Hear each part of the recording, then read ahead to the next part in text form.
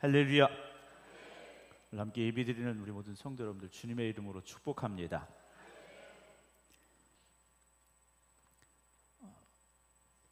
우리는 하나님이 창조하신 피조물이죠.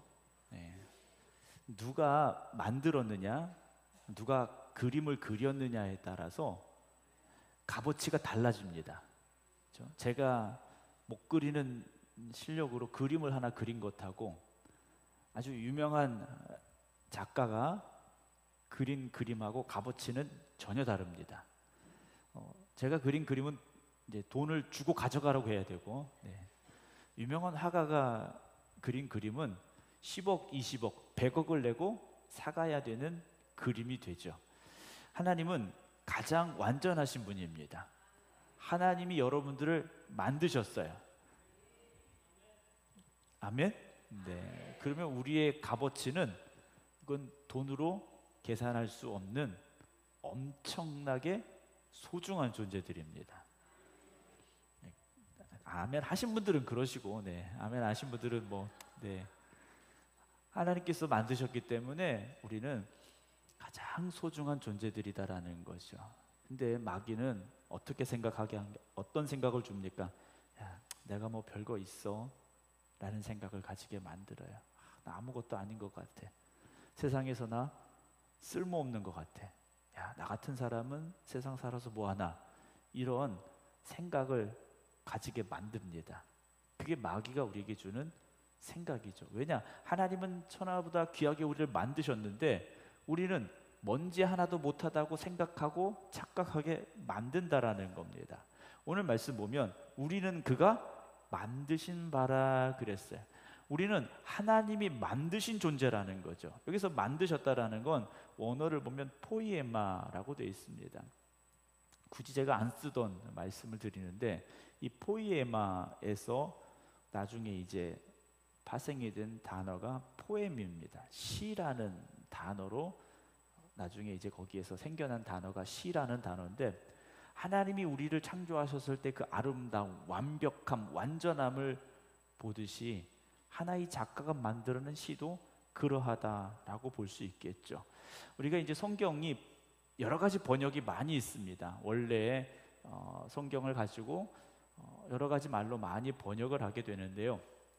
영어 성경은 더 많습니다. 우리나라 성경은 그래도 뭐 몇 손가락 안에 드는데 영어권에 있는 영어 번역 성경들은 상당히 그 종류가 많은데요. 그 NLT 성경이라고 있습니다. New Living Translation이라는 우리말로 쉽게 번역하면 새생활 영어 버전이라는 책이 있습니다. 우리말은 이제 우리는 뭐 표준세 번역 뭐 이런 정도 될 수 있을 텐데 거기 보면 우리는 그가 만드신 바라 이 말씀을 우리는 하나님의 걸작입니다라고 돼 있어요. 하나님이 만드신 마스터피스라고 돼 있어요. 하나님이 창조하신 가장 최고의 작품이 우리들이라는 거죠. 우리가 창세기 1장에서 하나님 천지 만물을 창조하실 때 맨 나중에 누구를 만드셨습니까? 사람을 만드셨습니다. 그것도 하나님이 손으로 빚어서 만드셨다고 되어 있어요. 다 말씀하셨는데 사람은 직접 손으로 빚어 만드셨다. 그러니까 하나님 만드신 피조물 중에 가장 완벽한, 가장 멋진, 가장 걸작이라고 할 수 있는 작품이 바로 우리 사람들이라는 거죠. 그런 우리가 어떻게 된 겁니까? 죄를 지음으로 인하여 타락하게 됐다라는 겁니다. 왜 죄를 지었습니까? 하나님 주신 말씀에서 벗어났기 때문에 죄를 지을 수밖에 없었죠. 말씀은 분명히 들려졌고 선포되어졌는데 뱀의 유혹에 흔들렸지 않습니까? 그래서 판단력이 흐려진 거예요. 결국 범죄하게 되고 낙원에서 쫓겨나는 피조물들이 되고 말았다라는 거죠. 그래서 요한복음 8장에 주님께서 그렇게 말씀하셔요. 사람이 거듭나지 아니하면 하나님의 나라를 볼 수 없다라고 말씀하십니다. 거듭난다. 이 말씀은요, 다시 새롭게 창조되어지는 것이라는 거죠. 빌립보서 1장 6절에서는요, 너희 안에 착한 일을 시작하신 이가 그리스도 예수의 날까지 이루실 줄을 우리는 확신한다라는 말씀이 나와요. 하나님의 역사는 어디에서 계속되고 있습니까? 너희 안에서라고 되어 있어요. 너희 안에서는 교회 안에서입니다. 오늘 우리가 교회입니다. 마지막 결론의 말씀을 드리려고 그래요. 하나님의 역사는 교회를 통하여 지금도 계속되어지고 있습니다. 여러분들을 통하여 하나님의 역사는 계속되고 있다라는 거죠. 하나님의 창조가 완전했고 완벽했음에도 불구하고 범죄함으로 깨어지고 무너졌는데 이것이 이제는 교회 안에서 회복이 되어져야 하는 겁니다. 천국은 계속 말씀드립니다만 정말 세상의 종말에만, 종말 끝에 오는 것이 아니라 지금도 하나님의 나라는 이곳에 이루어져야 되고 이 땅에 하나님의 나라는 선포되어져야 됩니다. 교회는 천국이 되어져야 됩니다. 하나님 나라의 본이 되는 곳이 바로 교회가 되어져야 됩니다. 교회를 갔는데 천국 같지 않다면 교회는 이미 교회가 아닐 것입니다. 그럼에도 불구하고 이 땅에 많은 교회들이 교회의 겉모습은 가지고 있지만 진정한 교회의 모습을 회복하는 데에는 힘쓰지 못하고 있고 회복되지 못하고 있는 모습도 우리는 보게 됩니다. 사랑하는 성도 여러분, 우리 생극교회는 분명히 하나님이 이 땅에 세워주신 하나님의 나라 천국임을 잊지 마시기 바랍니다. 우리는 그 천국 안에 있는 사람들이고 그 천국을 점점 더 확장시켜 가야 될 사명을 가진 사람들이라는 거죠. 그럼 어떻게 우리가 이 천국을 이루어갈 수 있느냐? 반복되는 말씀입니다만 마가복음 10장에 보게 되면 인자가 온 것은 하나님 나라에 계셨던 주님이 이 땅에 오셨어요. 왜 오셨느냐? 섬김을 받으려 함이 아니라 도리어 섬기려 하고 자기 목숨을 많은 사람의 대속물로 주려고 오셨다라고 되어 있습니다. 주님이 이 땅에 오셨어요. 하나님 나라에 계신 주님이 이 땅에 오신 겁니다. 그럼 주님이 오신 그곳이 하나님의 나라가 되어지고 있고 하나님 나라가 계속 연속되어지는 선상에 있다라고 본다면 교회는 섬김의 자리가 되어져야 되고 다른 사람을 위하여 희생하는 자리가 되어져야 됩니다. 우리가 왜 기분 나쁘냐? 왜 기분 나빠집니까? 나를 무시할 때 기분 나빠져요. 내가 대접받지 못할 때 기분 나빠집니다. 교회에서도 얼마든지 그럴 수 있습니다. 내가 대접받으려고 하면 여러분 기분 나쁘실 수 있어요. 나를 희생하지 않으려고 생각하시면 여러분 불만이 생길 수밖에 없습니다. 물론 이곳이 우리가 전부 다 100% 완벽하게 거듭나고 새로워져서 정말 천사 같다면 아무 걱정 없겠지만 간혹 있지 않습니까? 네, 우리가 99% 정말 하나님을 닮아가려고 애쓰다가도 아직 내 안에 남아있는 이것들이 가끔 이렇게 나올 때가 있어요. 그럴 때 우리가 더 기도해야 됩니다. 내 안에서 그런 생각들이 자리 잡을 때, 그런 말들이 나오려고 할 때 우리는요 철저하게 우리를 꺾을 수 있어야 됩니다. 빌립보서 2장 6절에 보게 되면 그는 근본 하나님의 본체시나 하나님과 동등됨을 취할 것으로 여기지 아니하시고 오히려 자기를 비워 뭘 가지셨다고 했느냐? 종의 형체를 가지사라고 되어 있어요.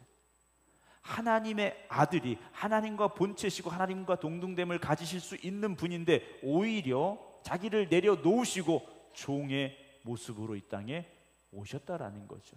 그리고 어떻게 하십니까? 자기를 낮추시고 죽기까지 복종하셨다라고 되어 있습니다. 여러분, 우리가 죽기까지 헌신할 수 있다면, 죽기까지 나를 내려놓을 수 있다면 여러분 주님 닮은 사람들이 된 겁니다. 근데 어느 순간 죽기 싫거든요. 내가 꼭 희생해야 돼? 야, 내가 거기까지 이렇게 해야 돼? 라는 생각이 들게 되면 우리는요 주님 닮은 길로 가다가 새길로 빠진 사람들이 될 수밖에 없습니다.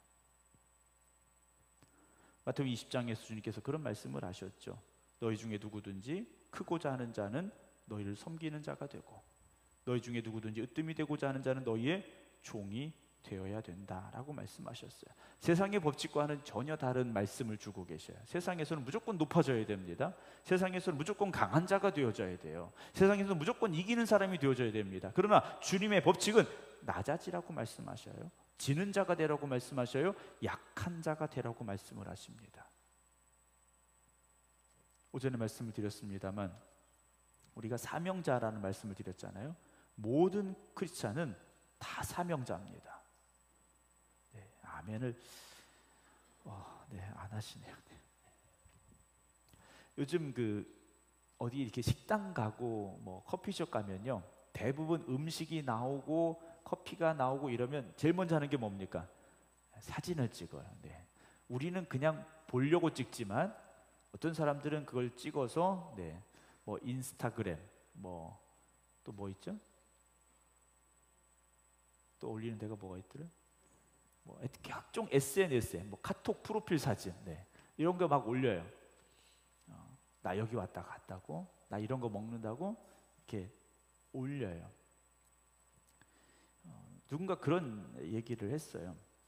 오늘의 사회는 소비적인 사회가 되고 말았다라는 이야기를 합니다. 뭔가 땀 흘려서 수고하고 생산을 해내는 것이 아니라 소비하는 데 집중하고 있는 세상이 되고 말았다라는 이야기를 한 적이 있습니다. 물론 벌었으니까 또 써야 되고 일했으니까 쉬어야 되죠. 그런데 교회는 어떤 곳이 되어져야 됩니까? 교회는 생산적인 자리가 되어져야 됩니다. 그러니까 교회는 소비자가 있는 곳이 아니라 생산자가 있어야 됩니다. 근데 세상에서 우리가 소비하는 것이 익숙하다 보니까, 대접받는 것이 익숙하다 보니까 교회 와서도요, 그게 우리도 모르게 은연중에 가끔 나오게 되더라는 거예요. 교회는 소비하는 곳이 아니라 생산하는 곳이 되어져야 됩니다. 우리는 사랑을 베풀고 나누고 섬기고 헌신하고 충성하고, 이것이 교회 안에 긍정적으로 계속 되어지는 모습들이 나타나야 돼요. 요즘 올림픽 경기, 또 올림픽에 대한 말씀을 드리는데, 운동 경기를 보면 선수들이 있고 관중이 있습니다. 그렇죠? 선수들이 있고 관중이 있어요.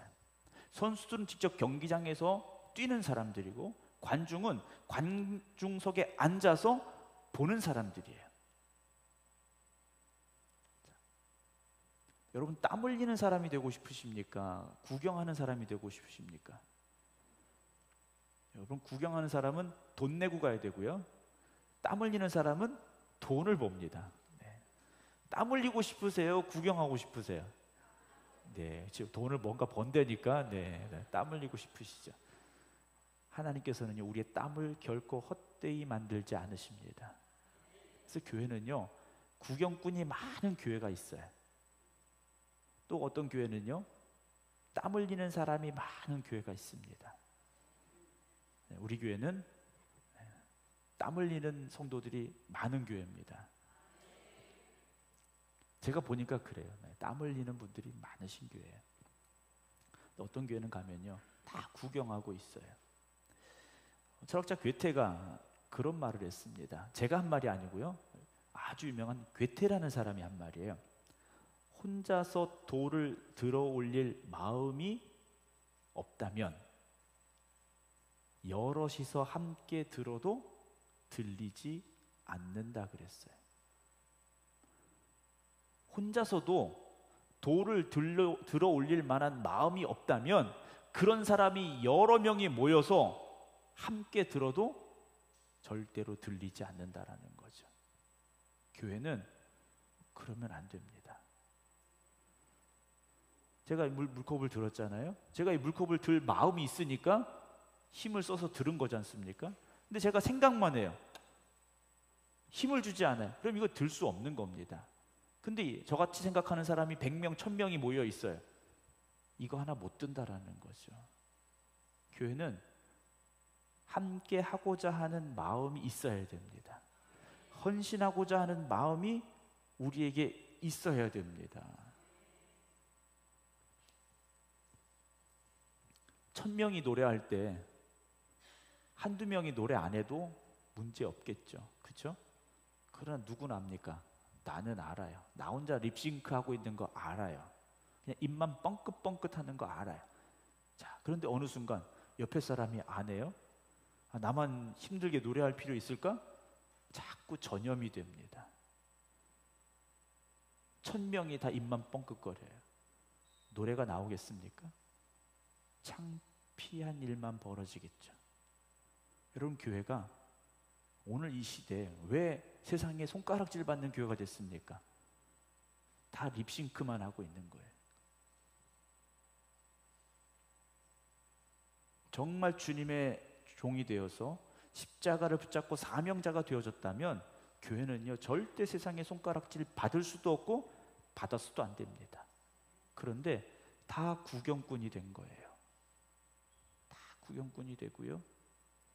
여러분, 경기장에서 뛰는 선수는요, 내가 땀 흘려서 열심히 훈련하고 노력했는데 경기에 졌어요. 얼마나 속상합니까? 다음 경기에는 지지 않으려고 최선을 다해서 준비할 거예요. 근데 구경꾼은요, 관중은요, 상관없어요. 이기는 사람만 잘하면 되는 거예요. 그러니까 이기는 팀만 응원하는 사람들은 항상 기뻐요. 지는 팀 응원하는 사람은 항상 짜증나요.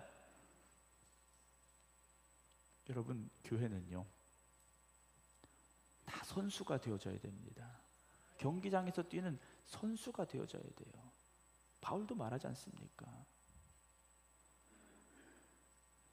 목사 혼자 열심히 뛰고 여러분들이 막 박수치고 이건 아니지 않습니까? 뭐 지금 그렇다는 말씀이 아니에요.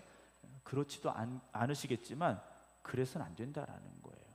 여러분, 에베소서 4장에 바울이 그렇게 고백해요. 어떤 사람은 사도로, 어떤 사람은 선지자로, 어떤 사람은 복음 전하는 자로, 어떤 사람은 목사와 교사로 삼으셨으니 이는 성도를 온전하게 하여, 그 다음에 뭐라고 되어 있냐면 봉사의 일을 하게 하며 그리스도의 몸을 세우려 하심이라 했습니다. 여러분, 우리가 하는, 교회에서 하는 모든 일들은 주님의 몸을 세우는 일, 교회를 세우는 일입니다. 하는 일은 다 다를 수 있어요. 어떤 분들은 청소하시고, 어떤 분들은 안내하고, 어떤 분들은 주방에서 음식을 만드시고, 어떤 분들은 찬양대로, 또 성가대로, 교사로, 또 차량 봉사로 여러 가지 많은 일들을 하셔요. 그러나 그 모든 일은 결국 무엇이냐? 교회를 세워가는 일이라는 것이죠. 그래서 여러분들은 오늘도 교회를 세워가고 계신 겁니다. 그런데 나 하나쯤 하고 뒷짐지기 시작하면 어떻게 될까요? 교회는 온전히 세워지지 못합니다. 교회는 점점 약해질 수밖에 없습니다. 오늘 이 시대의 교회가 왜 약해지고 있느냐? 헌신자들이 줄어들고 있다는 거예요. 구경꾼은 많아지는데 참된 헌신자들은 줄어들고 있기 때문에 오늘 이 시대의 교회가 어려워진 겁니다. 코로나 끝나면서 교회들이 식사를 중단한 교회들이 있습니다. 아직도 아예 밥 안 하는 교회들도 있어요. 왜 그렇습니까? 안 하다 보니까 편해요. 그렇지 않습니까? 여러분, 땀 흘리는데 요즘 특별히 7월달, 8월달 식사 준비하시는 여성교회 힘드시잖아요. 겨울엔 또 추워서 힘드시고, 그렇다고 봄, 가을엔 쉬운가? 때도 힘들어요. 안 하니까 편해요. 속회비 안 들으시니까 좀 시간 많은 것 같죠? 네. 다음 주도 방학 계속했으면 좋겠는데 목사는 이제 개학이라고 얘기를 하고, 근데 교회는요, 내 시간을 쓰고 내 물질을 쓰고 내 힘을 쓰고 헌신해야 되는 자리입니다. 근데 쓰면 쓸수록 하나님께서 더 채워주시는 겁니다. 근육이라는 것이요, 어떻게 생기는가 제가 잘 몰랐거든요. 근데 근육이 우리가 운동해서 생긴다고 생각을 하지 않습니까? 운동해서 생기는 게 맞아요. 근데 운동할 때 이 근육이 자꾸 손상이 된대요. 그러면 단백질이 그 상처에 가서 붙어가지고 근육을 더 만들어준답니다. 그러니까 쓰면 쓸수록 근육이 더 늘어나는 이유는 상처가 생기고 거기에 또다시 회복이 되고 이러다 보니까 이게 자꾸 근육이 잘 자리 잡게 되고 멋진 근육을 가질 수 있다라는 얘기더라고요. 여러분, 안 쓴다고 유지되고 안 쓴다고 그대로 있느냐? 여러분, 아무것도 안 하고 침대에 일주일만 누워보세요. 근육이 점점 없어져 버립니다. 여러분, 신앙생활 안 하면 편한 게 많죠. 아무것도 안 하면, 여러분 교회 와서 그냥 딱 예배만 드리고 가면 얼마나 편하고 좋습니까? 그런데 그렇게 1년만 한번 해보세요. 우리 신앙이 어떻게 될까요? 형편없어질 겁니다. 죄송하지만 형편없어질 거예요. 여러분, 교회에서 헌신하는 일에 더욱 힘쓰시기 바랍니다. 그게 우리가 영적으로 더 건강해지는 길이고 교회가 건강해지는 길이고, 그래서 이 교회가 하나님의 몸된 교회로 쓰임받는 아름다운 교회로 성장해 나아가는 길임을 잊지 마시기 바랍니다. 우리가 물론 말씀을 듣는 일도 중요하고 성경 공부하는 일도 중요해. 그러나 그것만으로는 안 된다라는 거죠. 가나의 혼인잔치에서 예수님께서 하인들에게 명령하셨어요. 가서 물을 길어와라 그러셨어요. 그리고 그 물을 다시 잔치상에 갖다 줘라 그러셨어요. 사실 이 하인들은 맛도 보지도 못했어요. 그냥 물 길어오고 또 물 갖다 주고 이거밖에 안 했어요. 그런데 성경은 뭐라고 말씀하시느냐? 요한복음 2장 9절에 연회장은 물로 된 포도주를 맛보고 어디서 샀는지 알지 못하되 물 떠온 하인들은 알더라 그랬어요. 그 포도주, 맛있게 된 포도주를 먹었느냐 못 먹었냐가 중요한 것이 아니라 어떻게 이 포도주가 생겨났는지를 하인들은 알았다라는 거죠. 여러분, 오늘 우리가 그런 주님의 종들이 되기를 주님의 이름으로 축원합니다. 그래서 교회는요, 끊임없이 움직이는 곳이 되어져야 됩니다. 그래서 교회 오셔서요, 내가 뭘 할 게 있나 이 생각하셔야 돼요. 다음 주부터 생각하시려나 보는데, 교회 오셔서 내가 할 수 있는 일이 뭘까? 또 내가 뭘 해야 될까? 여러분, 그런 고민을 하셔야 됩니다. 교회 마당에 쓰레기가 떨어졌을 때 그 쓰레기를 주우면 담임 목사고, 그냥 지나가면 부목사다. 아주 교회에 전해져 내려오는 대단한 이야기입니다. 그렇게 돼서는 안 된다는 거죠. 여러분, 하나님께서는 우리를 쓰시려고 부르신 거예요. 각자의 은사는 다르고 재능은 다 다릅니다. 성격도 다르고 다 달라요. 그러나 그 다름이 있지만 우리를 부르신 이유는 딱 하나예요. 하나님께서 쓰시려고 우리를 부르셨다라는 거죠. 주님께서 제자들을 부르셨어요. 가던 길을 멈추고 베드로를 부르시고 요한을 부르시고요. 그렇게 우리를 부르신 거지 않습니까? 그리고 그 부르심에 응답하고 여기 나오셨지 않습니까? 그렇다면 힘을 다하여 주신 사명 잘 감당할 수 있는 여러분들이 되시기 바랍니다. 나는 교회에서 하는 일이 없어. 여러분, 이런 분들은 빨리 찾으셔야 돼요. 내가 오늘 교회 왔는데 한 게 아무것도 없다. 이런 분들은요, 다음 주에 와서 내가 뭘 할 수 있을까? 한번 생각해 보시기 바랍니다.